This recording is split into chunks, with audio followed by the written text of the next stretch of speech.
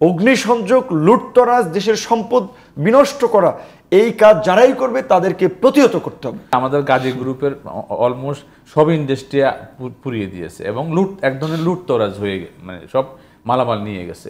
এটা তো রাষ্ট্রের সম্পদ। এটা আজকে দেশ পরিবর্তন হলো, এখন আমরা বলছি যে সৌর সরকারের পতন হলো, একটা নতুন বাংলাদেশ হলো। এই নতুন বাংলাদেশে তো মিল কারখানা প্রয়োজন, এই দেশের অর্থনীতি চাকা ঘোরানোর জন্য, দেশকে এগিয়ে নেওয়ার জন্য প্রয়োজন, কিন্তু বাট আমরা শেষ করে দিচ্ছি।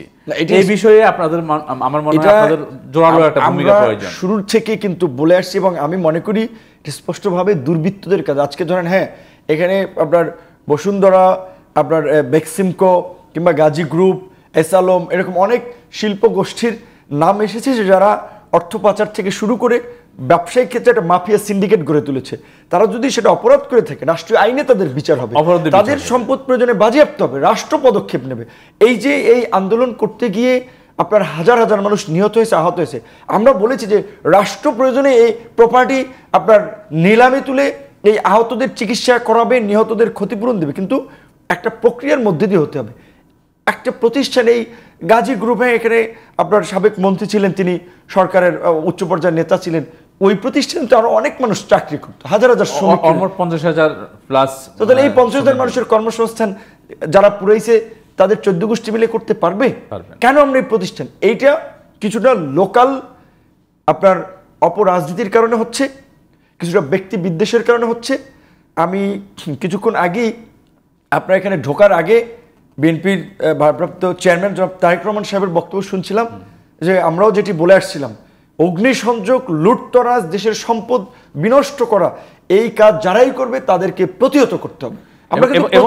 আমরা বিশ্বাস করি এই কাজগুলো যারা করছে তারা কিন্তু বিপ্লবী না। এবং আমি আপনাকে একটা কথা বলে রাখি, এই কিন্তু রেকর্ড তৈরি হচ্ছে যে কারা জ্বালাচ্ছে, কারা পেট্রোল ঢালছে।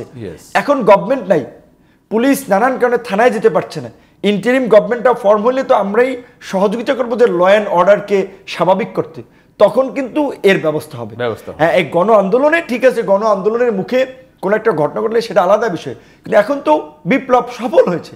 কেন বিপ্লবের পরে যেটা বলে যে প্রতি বিপ্লব তৈরি, এখন তো বিপ্লবীদের দেশ। হ্যাঁ, বিপ্লবীদের দেশ। এখন তো আমাদেরকে অরাজক হিসেবে চিহ্নিত করছে, এখন দায়টা আমাদের উপরে আসছে। আজকে যে সংখ্যালঘু সম্প্রদায়ের কিছু কিছু জায়গায় হামলা হচ্ছে, কেন সংখ্যালঘুরা টার্গেট? তারা আমার দেশের নাগরিক না, তারা আমার সমাজের মানুষ না, তাহলে তাদেরকে টার্গেট কেন করা হচ্ছে? এবং আপনার দেখলাম মাশরাফির বাড়িতে ভাঙচুর হয়েছে, সেটাকে পশ্চিমবঙ্গের বিভিন্ন গণমাধ্যম প্রচার করছে যে লিটন দাস ক্রিকেটার সংখ্যালঘু, এইখানে তার বাসায় হামলা করেছে। দেখেন, হামলা হয়েছে মাশরাফির বাসায়, নিন্দনীয় ঘটনা। আমি মনে করি এটাকে আমি সমর্থন করি না, করব না, কিন্তু প্রচার করছে লিটন দাস সংখ্যালঘু।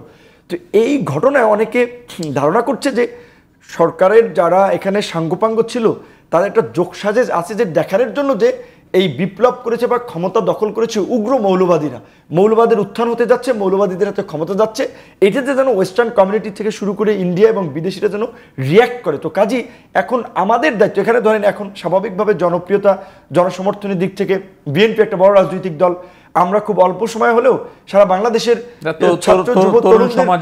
মাঝে জনপ্রিয় একটা অবস্থান তৈরি করেছি, অন্যান্য দলও আছে। তাহলে এই দায়টা তো আমাদের প্রত্যেকের কিন্তু নিতে হবে, বিশেষ করে যার বড় দল যত, যে যত শক্তিশালী তার দায় ততটুকু।